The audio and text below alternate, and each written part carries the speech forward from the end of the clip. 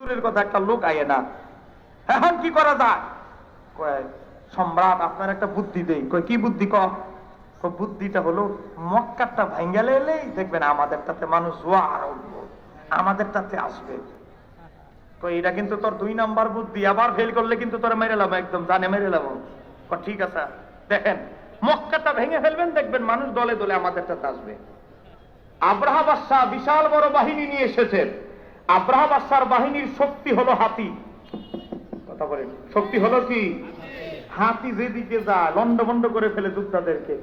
আব্রাহা বাদশার যে হাতিটা ছিল, ওয়াল বিল্ডিং, 3 তলা বিল্ডিং, 2 তলা বিল্ডিং, লাথি মারলে ভবন ধসে পড়তো, এত শক্তিশালী ছিল তার হাতিটা।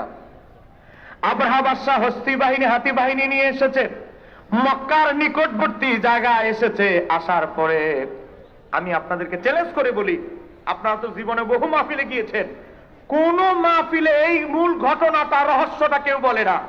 আজকে চিলিকোট দরবারে আমি বলে যাচ্ছি, হৃদয়ে গেঁথে নিয়ে যাবেন, মুখস্থ করবেন না, হৃদয়ে গেঁথে নিয়ে যান। হযরত আব্দুল ইবনে আব্বাসের রওয়ায়াত বলছি, আব্রাহা বাদশাহ মক্কার কাছাকাছি যখন ঘাঁটি গাড়ল, মক্কার সব মানুষ মক্কা থেকে চলে গেল। দেখ দেশ কি হান্ডি বাতিল যা আছে বুঝেন না, সব নিয়ে চলে গেছে। মক্কা খালি, একদম খালি, লোক শূন্য।